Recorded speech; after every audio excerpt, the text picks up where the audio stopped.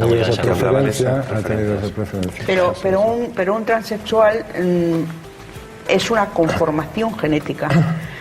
Todo su cuerpo, vamos a decir, que está conformado como un sexo, y la madurez del cerebro se ha hecho en otra dirección. Sí, y ahora se sabe exactamente en qué momento se hace y cómo se hace. Con lo cual su cerebro, que es donde tenemos lo que somos, es X, y luego cuando se mira no se reconoce. Sí, tiene los caracteres sexuales primarios femeninos, por ejemplo, en el caso de un transexual, tiene los caracteres secundarios y el también cerebro femeninos. Y tiene los caracteres terciarios, digamos, masculinos, y el cerebro, naturalmente, masculino. Es un problema grave. O sea, es un problema tremendo, pero es biológico, no se elige, ni se desarrolla, ni se va haciendo con el tiempo, no. Ahí es un problema de identidad.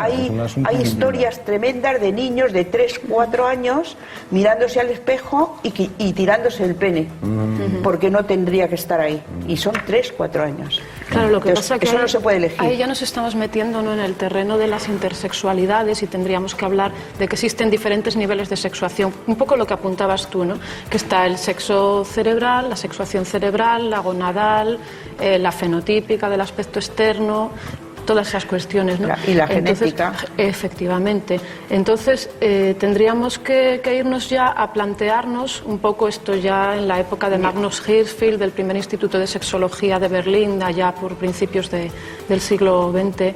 Pues tendríamos que ir a ver esos estudios que ya están hechos de entonces. Fíjate, de Magnus Hirschfeld, cuando hablaba de que lo masculino estaría en un polo de una escala, lo femenino estaría en otro polo de una escala, y todos seríamos, nadie habría en los dos extremos, sino que todos seríamos una intersexualidad que está en algún punto de esa escala.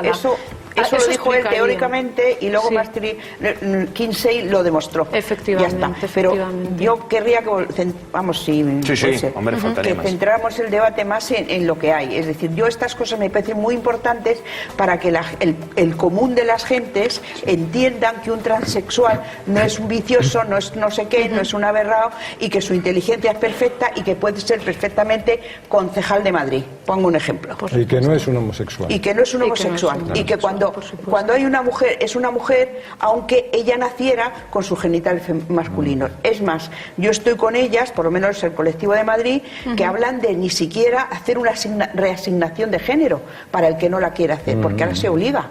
Claro, es una forma de castración, y el que no la quiere hacer, lo que le tienen que dejar vivir es con arreglo a su género, sin necesidad de hacerse nada. Claro. Que sería un avance grande. Porque ¿quién dicta en nuestro actuar como animales sexuados? ¿Nuestra genética, nosotros mismos? Hombre, yo creo que en cada uno y en cada una lo dicta el deseo. Lo que pasa que luego viene la sociedad y te pega los machetazos que decíamos antes, ¿no? Pilar. Pero en realidad es el deseo lo que te hace moverte, ¿no?, lo que te hace sentir que te apetece esa forma de comunicación, sea coital, sea a través de caricias, sea... ¿Y todo está permitido? ¿Todo es bueno? ¿O hay cosas malas en el sexo? Jorge. Mira, en el sexo no hay cosas ni buenas ni malas. Quiero decirte, por ejemplo, utilizar... lo que pasa es que la historia del sexo es la historia de la moralización del sexo, y sobre todo de la problematización del sexo. Yo recuerdo que a Michel Foucault, al filósofo francés, que a ver si un día le podemos dedicar un rato, cuando le preguntaban ¿a qué se dedica usted? Porque claro, no era ni filósofo ni era historiador del todo, le decía, yo me dedico a estudiar las problematizaciones. O sea, cuando un concepto se problematiza. Eso le viene a él muy bien, por ejemplo, para estudiar la locura. Cuando el loco es un problema para la sociedad, porque no siempre ha sido un problema para la sociedad. En el caso del sexo, el sexo siempre ha sido un problema para la sociedad. Por esa dicotomía que hemos dicho antes. Pero ¿sabes por qué ha sido, no? No hemos querido gente gozosa, gente que busque el gozo, sino gente que sea productiva, que se someta a la autoridad moral que dictamina. La definición que llevaba al principio de Ifigenia Amezcua tiene una gran virtud, y es que es amoral. O sea, no dice ni cómo, ni dice que debe. O sea, esa moral. Yo creo que es el gran trabajo que tienen los sexólogos aquí presentes por delante. Sí, desmoralizar y además, el sexo. Quiero decir una cosa importante, ¿no? Porque aunque parezca increíble, voy a romper una lanza a favor de los antiguos y la represión sexual, que tenía su origen y tuvo su origen y tenía su razón. Los seres humanos somos unos seres que nos reproducimos fantásticos, somos los mejores reproduciéndonos. Somos el único animal que ha elegido reproducirse en cantidad y calidad, que eso no lo ha hecho ninguno. La mitad lo hacen en calidad, la otra mitad lo hacen en cantidad. Pongo un ejemplo. Una tigresa puede tener a lo largo de su vida hasta 10 tigrecillos. Sobrevive como mucho uno. Una mujer puede tener a lo largo de su vida hasta 24 hijos y le pueden sobrevivir los 24. Porque somos muy hábiles cuidando niños, porque tenemos una red social que es la familia, que es muy solidaria, cuidamos muy bien, los atendemos muy bien y somos muy generosos. ¿Y lo sabemos educar sexualmente a los niños? Lo que te quiero decir es que cuando con esa reproducción tan salvaje, la sociedad agrícola no tuvo más remedio que reprimir la sexualidad porque no había comida para todos.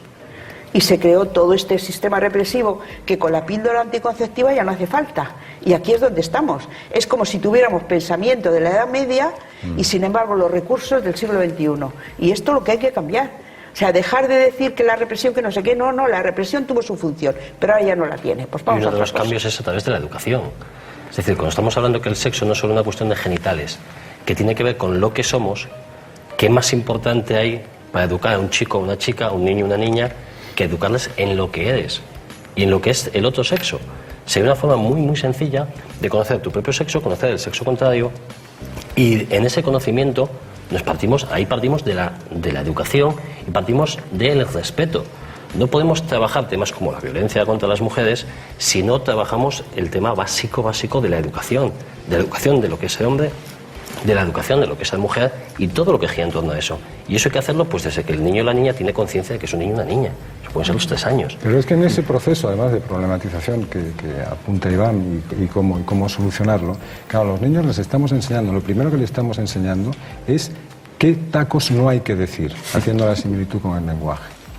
O sea, no les estamos enseñando otra cosa. Les estamos haciendo creer que el sexo, siguiendo con la similitud con el lenguaje, son los insultos que se producen en los reality shows.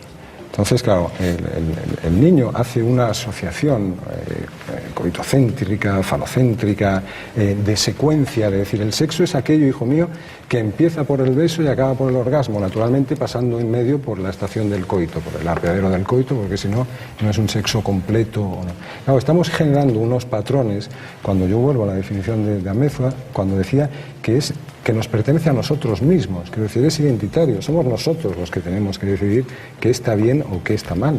Es como hablábamos antes de los delitos sexuales. No existen delitos sexuales, igual que no existen delitos cuchilleros o cuchilliles. Se puede cometer un delito con un cuchillo, esto es absolutamente verdad, igual que se puede cometer un delito haciendo un uso inapropiado del sexo, pero en ese momento no es sexo lo que estás haciendo, lo que estás cometiendo es un acto violento, un acto criminal, que lo puedes hacer con este vaso de agua o abocados en la yugular. Ana Fernández, haces también referencia en tus libros a la sexualidad como virtud. Como un valor. Como un valor. Sí, digamos que sí. Como un valor en el sentido de que se ha patologizado demasiado el concepto de sexo, sobre todo por la sociedad, por la moral social, cultural, ¿no? Entonces, tenemos que entender que sexualidad es a sexo lo que personalidad es a persona. Y en ese sentido, todos somos personas sexuadas. Y la sexualidad tiene que ver con nuestra identidad de eso que somos, de esa sexuación que tenemos y de lo que sentimos por ella. Entonces, lógicamente, es un valor que debe ser cultivable, no tiene que ser una conducta que se reprima, que se prohíba. No, nosotros como sexólogos, lógicamente, teniendo en cuenta que la sexología es una ciencia y que a lo que se dedica es a observar y a comprender lo que sucede, pues la sexualidad, el sexo, todos esos conceptos de nuestro hecho sexual humano tenemos que verlos como un valor a estudiar, a comprender, y en eso estamos, ¿no? Nos queda menos de un minuto para acabar, pero sí que me gustaría saber, supongo, Pilar, ha habido muchos cambios con respecto a nuestra sexualidad, de cómo éramos a cómo somos. Sí, yo soy la más indicada para decirlo. Por eso te lo preguntaba. Porque siempre digo que mi abuela me enseñó a hacer lumbre baja en el fuego y tengo un microondas y he pasado por todo. O sea que con el sexo igual. Es decir, que sí, que efectivamente los cambios han sido tremendos, pero tremendos como nadie se lo puede imaginar. Por mucho que hablemos no vamos a llegar al fondo de la cuestión, es decir, de cómo se nos educaba a los niños que nacimos en los años 40. qué clase de miedo nos metían en el cuerpo, qué clase de infiernos teníamos, cómo había que dormir con las manos fuera de la cama y no tocarse más arriba las rodillas, y a mi hija en su colegio, que desgraciadamente seguían siendo todo colegios religiosos porque no había otros, le dijeron a las monjas que tenía que ducharse con un camisón para que no se reflejara su cuerpo en los baldosines del cuarto de baño. Esto es un ejemplo de lo que es mala educación. Y yendo un poquito más atrás en el tiempo de lo que apunta Jorge, Pilar. no podemos, Vale. no podemos, lo sentimos, Jorge, ya sabes cómo es La el tiempo en virtud este programa. era el vigor sexual, la vir. Y luego han sepultado encima. Pero el vigor sexual asociado al varón. Pues porque punto la final, mujer era señores, aguantable. lo tenemos que dejar, que nos van a cortar la cabeza. Muchísimas gracias a los cuatro, ha sido un placer.